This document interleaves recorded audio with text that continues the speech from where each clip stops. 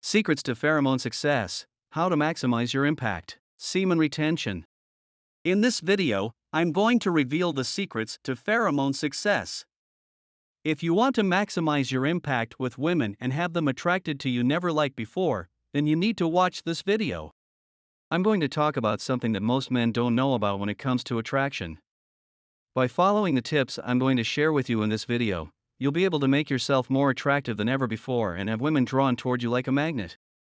So if you're ready for some life-changing information, stick around, and let's get started. You don't need help, you're already victorious and a great example of an alpha male. However, pheromones and sperm retention are topics of discussion that pose some intriguing questions. Before I go any further, let me state that there is no evidence in the scientific literature to imply that humans manufacture pheromones in their bodies. However, it is commonly accepted that all animals generate pheromones to advertise to the female of the species that it is mating season. This is done to improve the likelihood of successful reproduction. Assume, for example, based on my previous experiences, what happens is that you gradually lose your ability to ejaculate. After several years of ejaculati, remember that the body cannot distinguish between a gorgeous lady in front of you and a beautiful nude woman. The body only perceives the lovely lady. The physiological and biochemical response you have when your sensory organs catch up on that scene in front of you is the same whether you are watching pornography, a bad movie, or whatever. Whether or not it is an artificial stimulation, it communicates to the organism that it is ready to mate, reproduce, and potentially increase. The responses to ejaculating and self-stimulating support this notion. As a result, removing the component from the organism's environment and engaging in rapid reproduction will cause it to behave sexually continentally over time. Assume 60 to 90 days. What occurs physically, and I speak from personal experience, is that your body begins to indicate to the world that it hasn't reproduced in a particular amount of time.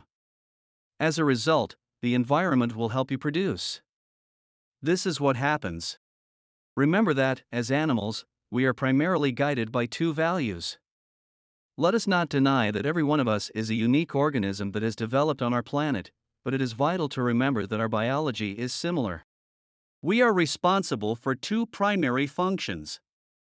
The first objective is to guarantee that the individual survives, necessitating that we take food regularly. The second is to produce children, which means both the group and the individual. Thus, we must prioritize individual and group members of the species. The second principle is that sexual encounters are required for humans to bear offspring and ensure the survival of the human race. These are the two fundamental responsibilities of the organization. The second fails its prime commands if it is not reproducing or experiencing ejaculation. If the environment is not signaling to the body that it is failing in those two fundamental dimensions, the body is failing its prime instructions. When the body realizes it cannot assure the survival of the human species, it will take matters into its own hands and begin generating some evolutionary adaptation that will help you attract a female. Being a biological wingman makes the perception of being more appealing to women, better at conversing with women, and even obtaining more looks. I like to joke that you got the idea from this. Pheromones, substances emitted from your body in sweat, urine, and other bodily fluids detected in the air, are natural allies. They communicate to the environment that you are ready to reproduce anything you require. When you think about it, that makes excellent logic, and I've seen it work to the point where people start paying more attention to what you have to say. The next phase is for your body to deliver the tools you need to do the task while providing less resistance. That is the most straightforward way for me to convey it. It's fascinating how our perceptions affect how we perceive things to be. As a result, there are two different methods for attracting a female member of a species. The first is conscious attraction, while the second is subconscious attraction.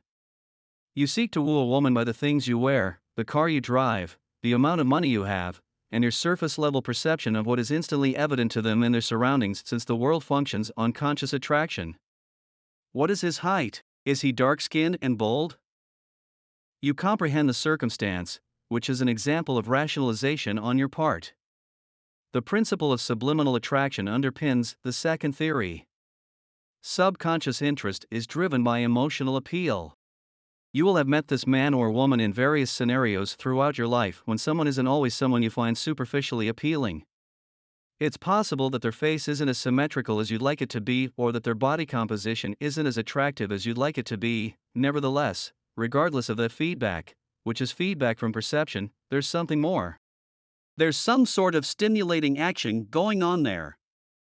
Something emotional is going on, which is the range of how pheromones function in that specific individual's brain. Because of this particular individual, you are drawn to them. It's a type of biological messaging that defies any explanation we can come up with to understand it. The typical societal indications we would expect to observe in a woman are likely to suggest, I want the man I marry to have made at least $90,000 in his career. I want him to have long, dark hair and a handsome face. You can say as a man, I want my future bride to be traditional and beautiful. I want her to appear stereotypically feminine. Something has a deeper emotional resonance. There may have been a feminine point that was insensible, but something energetic happens when you're in the same room as these people. I genuinely hope that I have communicated that knowledge correctly and that pheromones play a significant part in that situation. As I previously indicated, if you begin to prevent yourself from doing so in sound, you are merely conversing with your body. Because of the information you've acquired thus far, you're now conversing with the portion of your subconscious that deals with attraction. Assume you have a problem with sexual activity, pornographic materials, or self-stimulating habits. How would you approach treating this addiction? That would be when you already have the upper hand, don't need anyone's help, are a successful alpha guy, and are conscious that the pressure of the situation is past. When you eventually come to your senses, feelings of remorse and melancholy arise. Here is the account of a man who is addicted to pornographic content. I'll reveal the key to untapped motivation, happiness, and success. What is the secret, you might wonder? These are the advantages of my sperm retention journey. The first of these is increased aggression. Now, this does not imply that I am constantly angry. But I mean that when someone pushes me, I set my limits. One instance was when someone was disrespectful to me. I could now look the firm and speak to them in a stern and assertive tone. This is not at all me. I used to be the person that shrugged things off and never stepped up when they were wronged. You can view this negatively, but I see it as a positive because I now dare to speak up against injustice. The second benefit was that it increased my confidence. I hold my head up when I walk outside, whereas before, I reclined and glanced down whenever someone looked at me. This is because sperm preservation has allowed me to approach and chat with individuals without fear. When speaking to women, this is effective. They appear to notice and be drawn to the energy you project. I spent my days playing video games, lounging on the couch, and doing nothing. But now I'm exercising, blogging on medium.com, and starting a blog, this current one you are reading. With this drive from sperm retention, there are various beneficial avenues you can channel that energy towards, such as art or guitar playing. Female attraction is the most delicate part. This is an endless list of advantages, but it is true. Whenever I go out, I attract a lot of attention, possibly due to how I move or my confidence. Due to Nofap, something strange happened to me yesterday. A woman was passing by looking at me, and as soon as I stared at her intently, she giggled as she walked by. That has never occurred to me before, and I adore it. Even if you do not have a pornographic addiction, as I had, you must embark on this journey. Even if you are not hooked, this trip will allow you to grow in various ways. That was the end of his testimony. You are experiencing cognitive dissonance due to his experience because the reality you are consciously aware of does not correspond to the fact that occurred on an emotional and energetic level within you.